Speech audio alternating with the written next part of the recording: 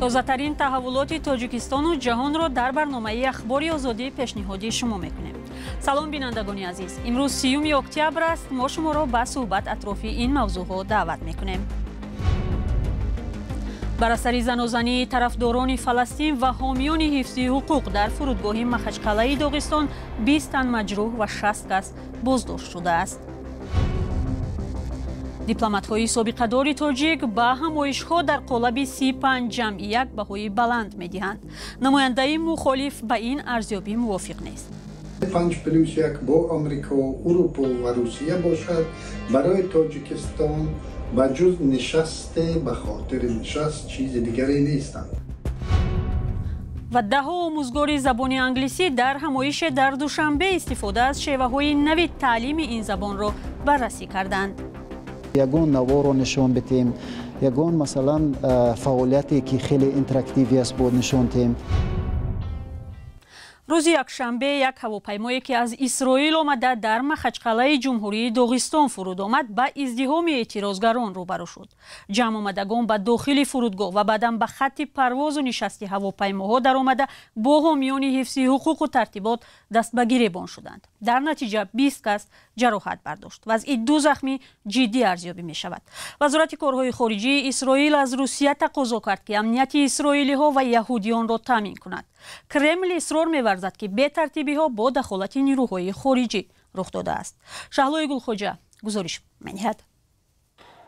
بنا به اطلاع وزارت تندرستی داغستان در پی بی‌ترتیبی‌های عمومی در فرودگاه مخچقلعه بیش از 20 نفر مجروح شده و 2 کس در حالت وزنی قرار دارند. صحیفه بعض در تلگرام خبر داد که در زنازنی ازدحام جمع آمده و پلیس حدود 9 کارمند انتظامی جراحت برداشته است. فرودگاه تا 6 نوامبر بسته میماند. صدها نفر شام یکشنبه فرودگاه مخچقلعه را با پرچم فلسطین و شعارهای ضد اسرائیل غصب کردند. اعتراضگران بعد نشر اعلان و دعوت در شبکه تلگرام در اینجا جمع آمدند. آن شام در فرودگاه هواپیمای با مسافران از اسرائیل فرود آمده بود. مسافران قریب تا صبح از هواپیما بیرون نشدند. Говорит командир, сейчас в данный момент протестующие уже находятся под нашим самолетом. Открывать дверь в данный момент небезопасно, поэтому оставайтесь, пожалуйста, на своих местах с пристегнутыми ремнями до решения проблем со стороны правоохранительных органов. ازدحام خشمگین تا خط پرواز فرودگاه وارد شده مسافران از اسرائیل را جستجو می‌کردند. ماموران عمان هم به جای حادثه حاضر شدند ولی پراکنده کردن اعتراضگران آسان نبود. مردم به بی‌ترتیبی دست زده گروه وارد یک هواپیمای خالی گردیدند. ساکنان در جستجوی مسافران یهودی اتوبوس و ماشین‌های اطراف فرودگاه را تفتیش می‌کردند. آنها از جمله شناسنامه و تلفن یک فردی را که خود را ازبک معرفی کرد گرفتند. Узбек, я не знаю узбекский, я родился уже в Смоленске. Что ты кружишь? Смотрите, что мимо нас не прошли! بعد بیرون کردن اعتراضگران از خط پرواز آنها با سنگ و شیشه به پلیس حمله نمودند. چند بار صدای تیرپرانی هم شنیده شد. با وجود اعلان مقامات درباره خالی شدن فرودگاه از اعتراضگران در شبکه تلگرام نوار بی‌ترتیبی ها در میدان خط پرواز فرودگاه نشر می شدند. نزدیکی های صبح رسانه ها خبر دادند که اکثر جمع آمده ها فرودگاه را ترک کردند. کمیته تفتیشاتی برای بی‌ترتیبی نسبت گروه از ساکنان پرونده جنایتی باز کرده است. پلیس داغستان خبر داده است که شخصیت 150 اشتراکچی فعالیت بی‌ترتیبی شناسایی و 60 تن از آنها بازداشت شدند. سال روان در داخل و خارج از تاجیکستان چندین همایش و نشست‌ها در قالب 35 جمعیت برگزار شد. برخی از کارشناسان این را چون افزایش توجه ابرقدرت‌ها به کشورهای آسیای مرکزی معنی داد کردند. اما همایش و نشست‌ها در این فرمت برای این کشورها و تاجیکستان چی می‌دهد و تا کجا آن در رشد روابط کمک می‌کند؟ در یک نشست در دوشنبه اخیراً سابقه‌داران عرصه دیپلماتیا و تحلیلگران دورنمای همایش‌ها در قالب 35 جمعیت را بررسی کردند. برات صوفی جزئیاتی بیشتر دارد. قالب دیپلماتی S5 جمعیت دولت‌های آسیای مرکزی را در محور سیاست‌های جهانی قرار داد و آن هم در حالی که رابطه‌های در گذشته فراگیر روسیه با این کشورها با پایین‌ترین سطح افتادند. глеб Kovalenko муовини мудири иҷроияи филиали донишгоҳи Ломоносови Москав дар душанбе зимни суханронӣ дар ҳамоиши дастовардҳо ва дурнамои формати S5-1 барои Осиёи марказӣ гуфт, бархурди Русия сатҳист. На мой взгляд, Россия до сих пор недостаточно относится. Ба андешаи ман Русия ба кишварҳои Осиёи марказӣ ба таври бо эътимод муносибат намекунад.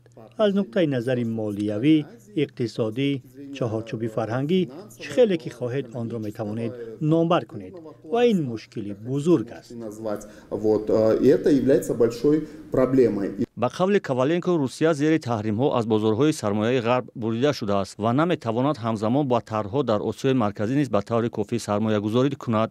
ин дар ҳолест ки сармоягузорӣ ба ин кишварҳо маҳдуд шудааст ва қарзҳои берунаи бархе аз онҳо хеле зиёд аст. дар ин ҳол давлатҳои Осиёи марказӣ дар қолаби S5-1 бо 10 кишвару созмонҳои байналмилалӣ нишасту гуфтугӯ доранд.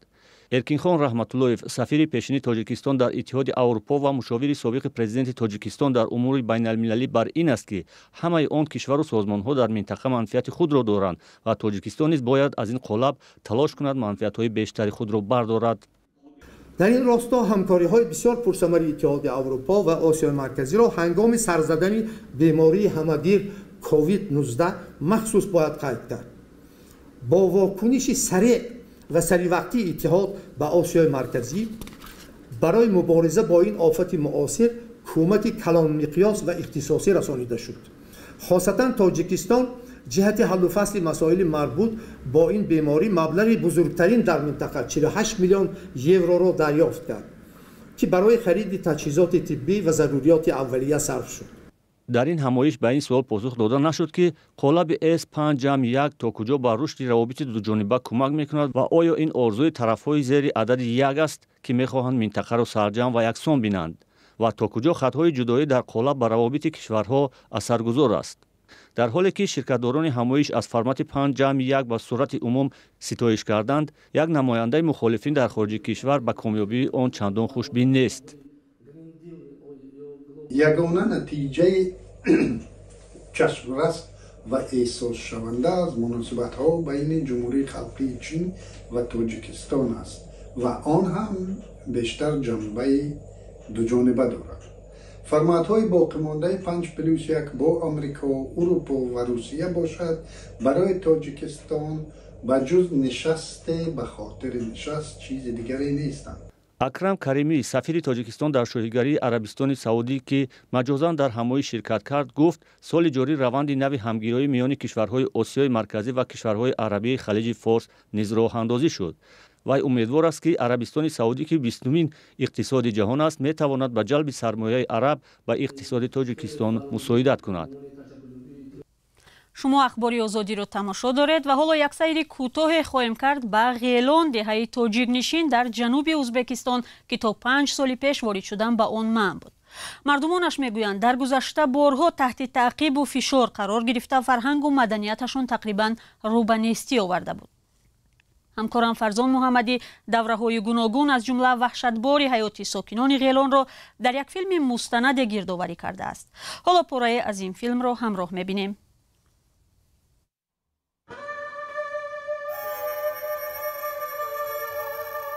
همینجا در قشلاق ما یکم ده همینجا آبچار افغان قتل کردن، بعد از قتل کردن قشلاق علا مانده قتل عام اعلام کردن. 2 ساعت تمام کرد.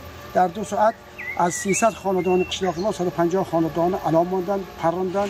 مادری و یکی پران این کودکی که در گهواره بود چند ساعت شیر مادری مرده مکیدگی. جدا هم گشنگی تشنگی عذاب میدهد. انا همه از دست مغولا گرخته آمده که همینجا زندگی کردی، بلکه مانم همه خیلی طور بود که مانم همه خیلی آمده من تا حالا در همینجا زندگی کرده ایستادگی. غیلانم هر کفی خاکت عبادت گاه من،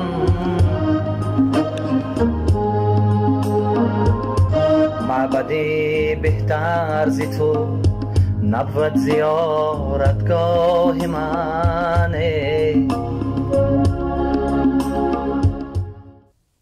бинандагони азиз, шакли пурраи достони зиндагии содкинони тоҷиктабори ғелонро ки ҳоло шуморашон ба 6000 нафар мерасад, рӯзҳои наздик метавонед дар вебсайт ва саҳфаҳои дигари радиои озодӣ тамошо кунед. барномаро идома медиҳем. Забони англисӣ бояд бо чӣ шева омӯзонида шавад то дар як фурсати кӯтоҳ кас тавонад ба натиҷаи дилхоҳ бирасад? ҳоло бархе аз омӯзгорони ҷавони ин забон дарсҳои худро дар шабакаҳои иҷтимоӣ ба роҳ мондаанд. дар зимн ахиран даҳҳо донандаи забони англисӣ дар ҳамоише дар душанбе ҷамъ омада роҳҳои ҷолибу нави таълимро баҳс карданд. як мавзӯи нигаронкунанда барои бархе аз муаллимон таъсири ҳуши маснуӣ бар раванди омӯзиши забони англисӣ будааст. нигораи фазлиддин тафсилот дорад. беш аз 60 муаллими забони англисӣ аз манотиқи мухталифи тоҷикистон барои конфронси англисӣ бидуни марз гирди ҳам омаданд. ин севумин давраи ин гуна рӯйдод аст ки тавассути сафорати амрико дар тоҷикистон ташкил шудааст. ин конфронс бо ҳадафи муаррифии фановариҳои ҷадид ва ҳуши маснуӣ дар фароянди таълим бо забони англисӣ ва омӯзиши ин забон баргузор мешавад. мақсади аввалин дараҷаи сафорати амрико ин дастгирии забони англисӣ дар тоҷикистон аст. ин вазифаи тарафайни мову вазорати маориф аст ки дар авлавият қарор дорад, чун мо бовар дорем ки маориф калиди рушду пешравии иқтисод аст.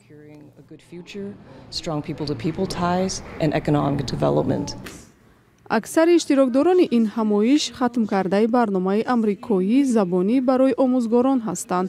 онҳо дар бораи мушкилот дар раванди таълим бо мутахассисони минтақавӣ ва амрикоӣ табодули назар мекунанд. бахтиёр давлатмуродов тӯли 10 сол аст ки аз забони англисӣ дарс медиҳад.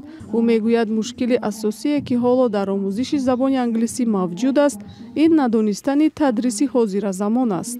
муаллимон хеле кӯшиш мекунанд, лекин асри 21 аст ва бояд албатта аз амин имконатҳо технология истифода шавад. махсусан дар омӯзиши забони англисӣ ягон наворо нишон битем, ягон масалан фаъолияте ки хеле интерактиви аст бод нишон тем. олимҷон ҷураев иштирокдори дигари ин ҳамоиш блогер аст. олимҷон дарсҳои англисии худро куллан тариқи онлайнӣ ба роҳ мондааст. вай бовар дорад бо ин тариқ метавонад хоҳишмандони ҳарчи бештарро ҳавасманд гардонад. албатта ки имрӯзҳо истифодаи технологияҳои навин дар соҳаи омӯзиши забони англисӣ равнақ ёфта истодааст ва мо вақте ки масалан муаллим мегӯем, асосан дар зеҳни мо чӣ мебиёд? Масалан як муаллим дар назди ягон тахтаи синф истодагию бо як ҳамун маркер ё ин ки бо як бур, бо як қисми бур. албатта ки ин гӯем ҳамун сурате аст ки мо метавонем солҳои 1980 ё ки 1970 бинем ки муаллим чӣ гуна сурат дорад. ва албатта ки бо пешрафти замон ин чизҳо ҳам иваз шуда истодаанд ва истифодаи технологияи навин бениҳоят назаррас дида мешавад имрӯзҳо дар соҳаи омӯзиши махсус забони англисӣ. аксари муаллимони ҷавони англисӣ мисли олимҷон ва бахтиёр нигаронанд ки рушди босуръати ҳуши маснуӣ метавонад ба касби онҳо таъсир расонад. аз сӯи дигар онҳо умед доранд ки бо истифода аз имконоти зеҳни сунъӣ онҳо метавонанд сифати дарсгӯии худро боло баранд. ва меравем бо як хабар. дар ошхонаи мервеи душанбе гази моеъ таркида 2 нафар осеб дидааст. раёсати корҳои дохилии душанбе гуфт ҳодиса баъд аз нисфи рӯзии 3 октябр рух дод. дар бораи аҳволи захмиён ҷузъиёт дода нашудааст. дар хабари расмӣ омадааст яке аз осебдидаҳо корманди ошхона ва дигари мизоҷ буд. мақомот мегӯянд дар ин ҳодиса як мошини лексус ҳам зарар дидааст. полиси душанбе гуфт ҳодисаро таҳқиқ дорад. ошхонаи мерве барои мизоҷон хӯрокҳои туркӣ пешниҳод мекунад. соли 2009 ва 2018 низ дар ошхона сӯхтор сар зада буд. ва бинандагони азиз, дар ҳамин ҷо барномаро ба поён мебарем. сипос ки то ин лаҳзаҳо бо мо будед. хабарҳои дигарро ҳамеша метавонед аз сомонаи радиои озодӣ ва саҳфаҳои мо дар фейсбуку инстаграм, тиктоку телеграм ва ютубу одноклассники пайдо кунед. агар шумо низ шоҳиди ҳодисае шудед, лутфан ба мо тамос гиред. худро эҳтиёт кунед ва худо нигаҳдори шумо.